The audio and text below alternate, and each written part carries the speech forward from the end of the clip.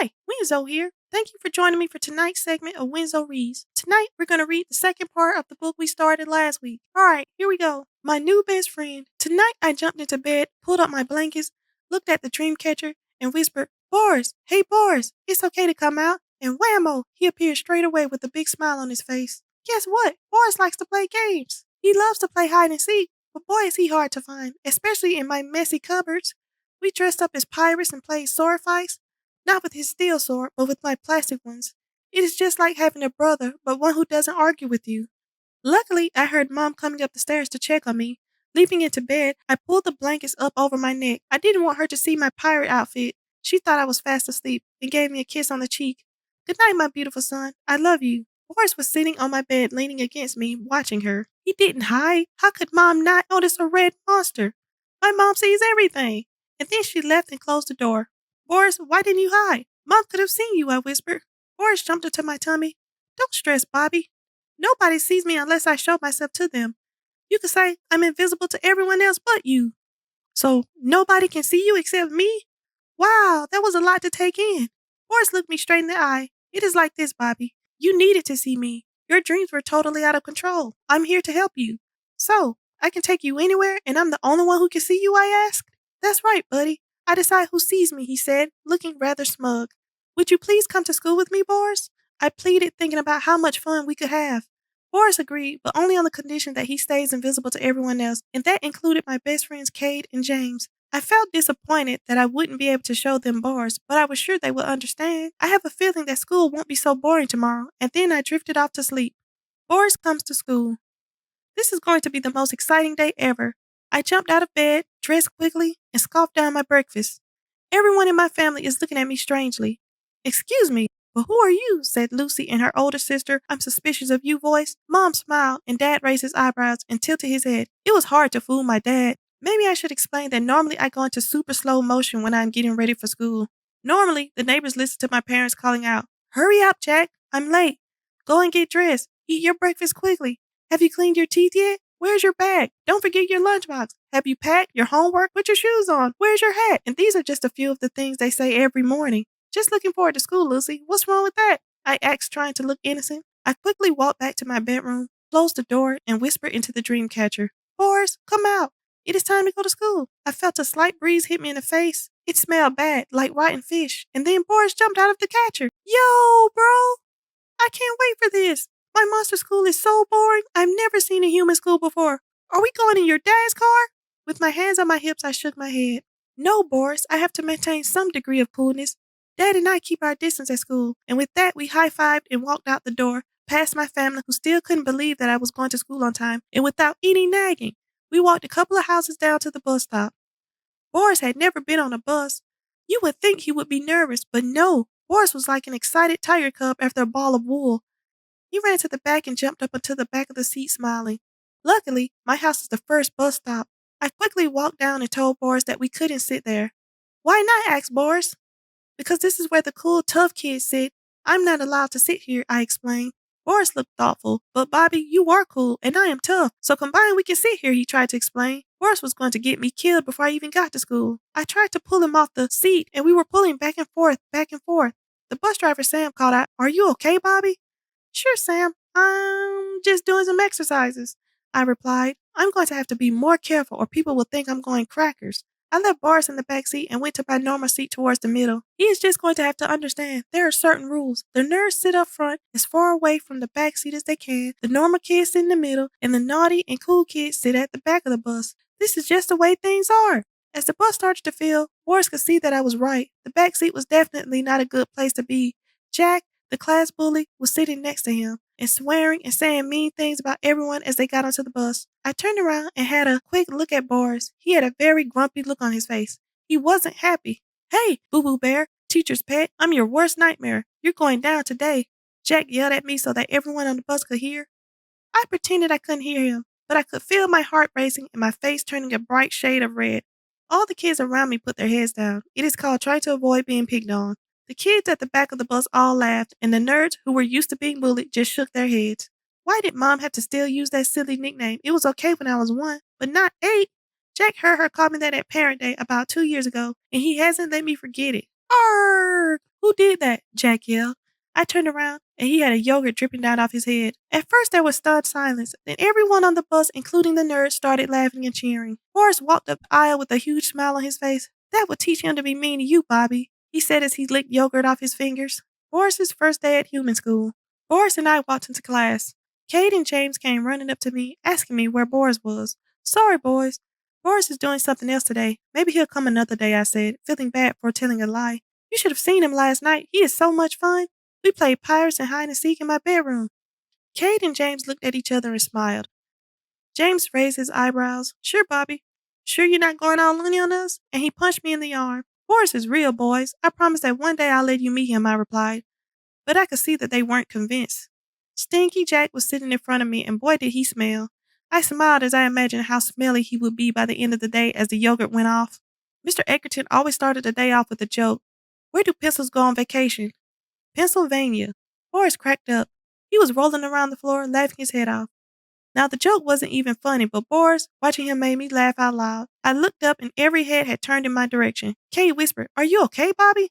Mr. Egerton smiled. Finally, someone gets my jokes. I didn't know what to say, so I just smiled and gave him a thumbs up. Then everyone started laughing, except Jack. He mouthed, Teacher's pet, you crawler, at me. I looked down at Boris, and he was giving Jack a death stare.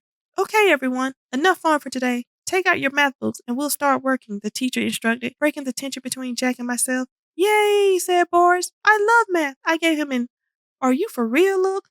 How could anyone love math? Even though my dad is a teacher, I am at best a C student, and I really struggle with math and spelling. So when Boris said that he loves math, I was happy as he could help me. We started off with the 3 times tables. Mr. Egerton would call out a sum, and we had to raise our hand to answer it. Now, normally, I never put my hand up because I often get the answers wrong, but today, I had Boris to help me. 3 times 7. Boris called out 21 immediately, so I raised my hand. My teacher looked surprised. Bobby? 21, sir, I called out.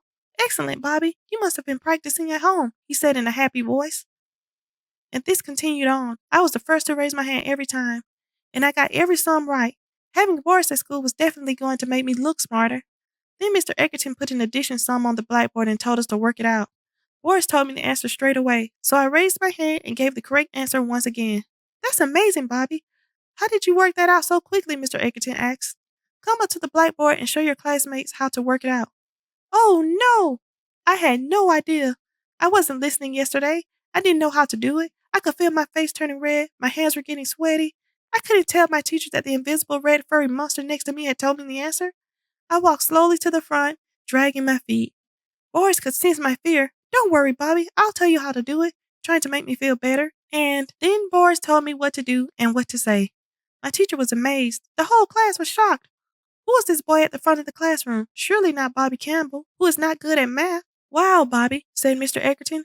You must have been listening yesterday. I gave him a smile and returned to my seat. On the way, Jack stuck his foot out and tripped me. I went flying into the air, and I fell flat on my bottom. Then he jumped out of his seat and offered to help me get up. I just looked at him and shook my head. Of course, this was just an act for the teacher. Oh, sorry, Bobby, I didn't see you coming, he said with a smirk on his face. I sat back down again. Boris had steam coming out of his ears. His little horn started twitching. He was so angry. Don't let him get away with that, Bobby. I couldn't answer him because I would look like I was talking to myself, so I just shrugged. At recess, I took Boris into the toilet so I could talk to him. Boris, sometimes kids are mean, and Jack is always mean. I can't just fight him or tell him off every time he does something, I explained. Boris was still fuming. You have to do something, Bobby. He is being so nasty to you. Boris, I know he is being nasty to me, but what can I do? I yelled back.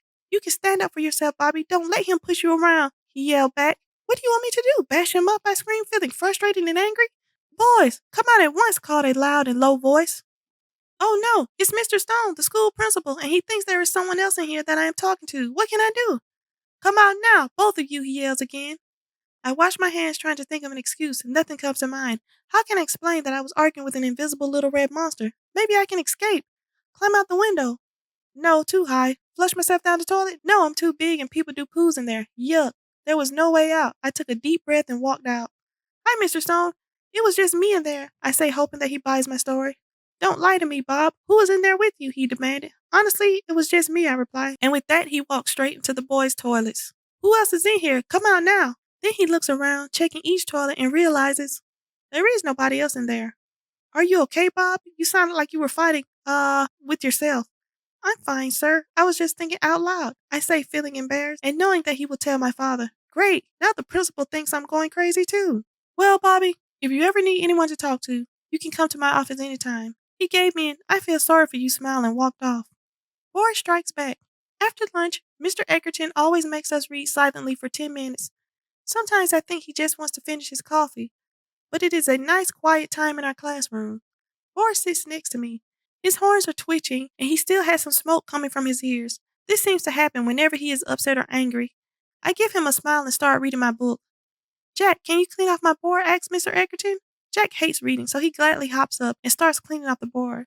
I look up from my book, and Boris has disappeared. I look under my desk and all around the classroom, and then I spot him out the front standing close to Jack. Boris has a huge grin on his face, and I wonder what he is up to.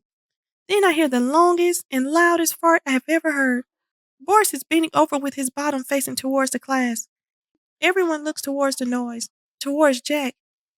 His face goes bright red, and he starts to shake his head. It wasn't me, Jack says in a high-pitched voice. Then Boris gives me a wink, and he bends over again. He lets out another fart that matches Jack's voice, very long and very high-pitched. That wasn't me either, Jack yells as his face turns purple. All my classmates have now recovered from the shock and burst into laughter. James is laying on the floor, rolling around laughing. The girls are giggling, and some of them have tears running down their cheeks from laughing so hard. Even Mr. Egerton is laughing. Okay, everyone. Settle down. It is only air. Laughing louder. Mr. Egerton blurted out. Our teacher was barely holding himself together. Then a smell started to slowly spread across the room.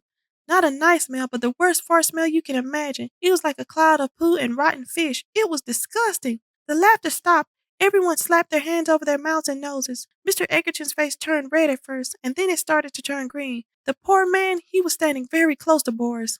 Get out, everyone! Save yourself, yelled Mr. Egerton, and then he threw up. Vomit erupted from his mouth like a raging volcano. This made the smell and yuck factor much worse. Sarah, who sits down at the front, took one look at Mr. Egerton, and she threw up as well, all over her desk.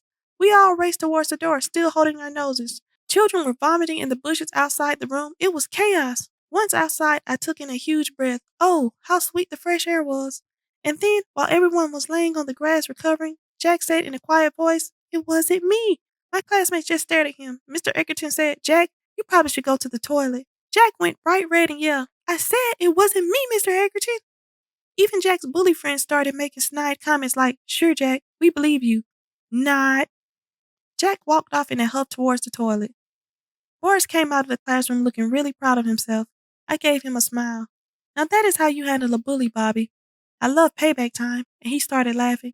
I just shook my head at Boris and thought, how can one little monster cause so much trouble?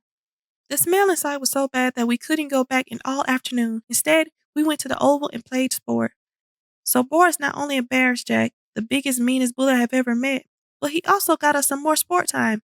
Outstanding farting, Boris. It is just a pity that so many of my classmates felt sick from the smell. On the bus trip home, Jack was very quiet. He sat up the front, giving the nerds a bit of a fright to begin with, but then they realized he was just hiding from his friends. One of the nerds tried to talk to Jack. I say, man, pretty awesome farting. Jack started to stand, his chest puffed out, and his fists clenched into balls. But then he sat back down again and pulled his hat over his face. Don't talk to me, nerd, he said in a mean voice. I could see all the kids at the front of the bus smiling. As they got off the bus, every single one of them called out in a loud voice, Bye, Jack. See you tomorrow. And every time one of the nerds called out goodbye, Jack slunk lower into his seat. When we got home, I asked Boris if he would like something to eat. Yeah, Bobby, I'm starving, Boris replied. You have any tuna or pickles, he asked. So that is why Boris's breath smells so bad. Sure, Boris. How about a tuna and pickle sandwich? Boris greedily ate the sandwich. He ate it in one big mouthful and chewed with his mouth open. Bits of tuna fell onto his red fur. When he swallowed the sandwich with a huge gulp, he quickly licked the tuna off his fur and then slapped his lips together, making a slurping noise. Best sandwich ever, Bobby, Boris said, and then he let out a huge burp. It went for about 5 seconds, and it smelled like rotten fish. I backed away, afraid I would vomit. Mom must have heard Boris burp. She called out, Are you okay, Bobby? Are you sick, honey? No, Mom, I'm fine, I called back. And then Mom walked into the kitchen. Bobby, that smell is disgusting. Is that your burp? No, Mom. Boris burped after he ate a tuna and pickle sandwich, I replied, wondering what her reaction would be. Mom looked at me with her serious look, and then she broke into a smile, and on her way out of the room, she stopped and said, "Bobby, you are such a joker. Now clean up this mess and get on with your homework." Boris helped me with my homework. He has a super quick math brain. He is like a high-powered calculator. We started playing some Xbox games. Boris got upset and he started crying. He is very loud when he cries, and orange snot started running from his nose. I asked him, "What is wrong, Boris?" "Why did you kill the monster, Bobby?" he asked. "Sorry, Boris, let's play another game," I said. "I think I'll give that game away." It was then that the wall behind my bed started to shake. We heard crying. It was followed by a call for help. Boris and I looked at each other, and then the screaming became much louder and scarier. It was coming from the dream catcher. A little green monster appeared in my dream catcher. "Help! Help! Arr!" And then he was pulled back into the hole and disappeared. "What is it, Boris? I was scared too." "It is my little brother Felix. He needs me. He must be in great danger," cried Boris as he sprang to his feet and ran to the dream catcher. And with that terrible news, Boris dived into the dream catcher and disappeared. The end. Thank you for joining me in tonight's session of Winzo Reads. Tune in next week. Don't forget to follow me on all the social media platforms. You can follow me on Twitter, YouTube, all that good stuff at Winzo Raps. And also hit that like button. Let me know in the comments if you want to read something else or if you have anything else in mind. Until next time, Winzo out.